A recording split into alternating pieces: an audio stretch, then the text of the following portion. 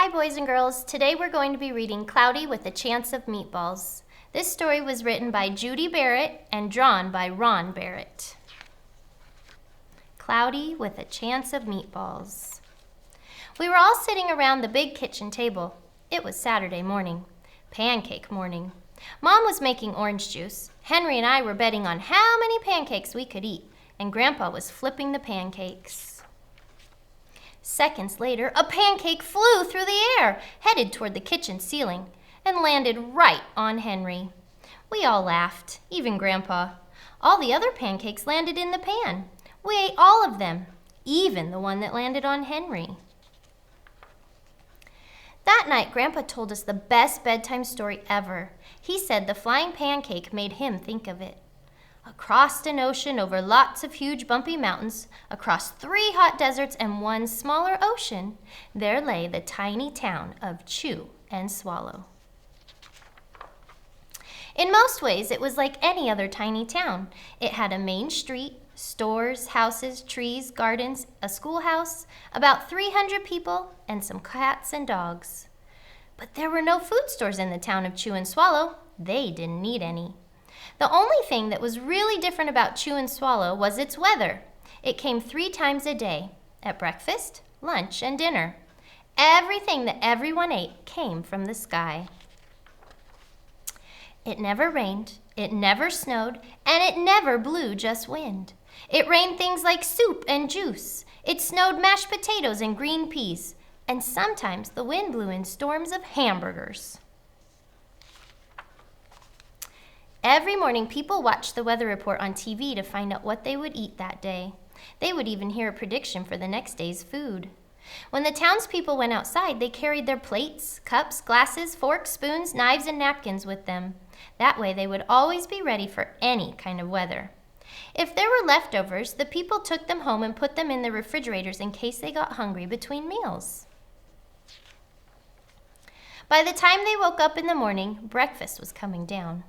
First, there was a shower of orange juice, then low clouds of sunny-side-up eggs moved in, followed by pieces of toast. Butter and jelly sprinkled down for the toast, and most of the time it rained milk afterward. For lunch one day, frankfurters in rolls blew in from the northwest at about 5 miles an hour. There were mustard clouds nearby. Then the wind shifted to the east and brought in baked beans. A drizzle of soda finished off the meal. For dinner one night, there were lamb chops, becoming heavy at times, with occasional ketchup. Periods of peas and baked potatoes were followed by gradual clearing, with a wonderful jello setting in the west.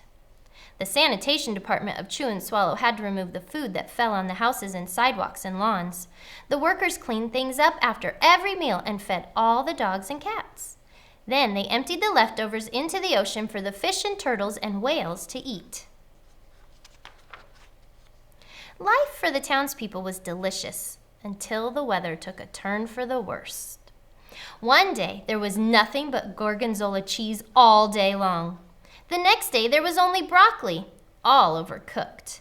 And the next day, there were Brussels sprouts and peanut butter with mayonnaise. Another day, there was a pea soup fog. No one could see where they were going, and they could barely find the rest of the meal that got stuck in the fog. The food was getting larger and larger. One Tuesday, there was a hurricane of bread and rolls all day long and into the night. There were soft rolls and hard rolls. There was white bread and rye and whole wheat toast. No one had ever seen such big slices of bread or such large rolls before. It was a terrible day. Everyone had to stay indoors. The mess took the sanitation workers 4 days to clean up, and the sea was full of floating rolls.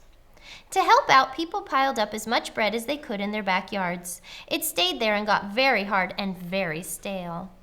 There was a storm of pancakes one morning and a downpour of maple syrup that nearly flooded the town. A huge pancake covered the school. No one could get it off, so they had to close school. Lunch one day brought 15-inch drifts of cream cheese and jelly sandwiches. Everyone ate themselves sick, and the day ended with a stomachache. There was an awful salt and pepper wind, followed by an even worse tomato tornado.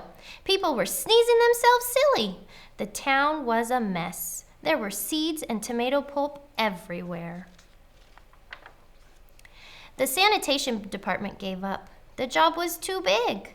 Everyone feared for their lives. They couldn't go outside most of the time. Many houses had been hit by giant meatballs. Stores were boarded up and there was no more school for the children.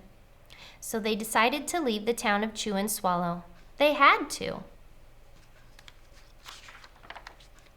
The people made rafts out of the giant pieces of stale bread glued together with peanut butter and set sail for a new land. After sailing for a week, they reached a small, friendly town. They built houses for themselves out of their rafts. The children began school again, and the adults found jobs. The biggest change they had to make was getting used to buying their food at a supermarket. Nothing came down from the sky except rain and snow.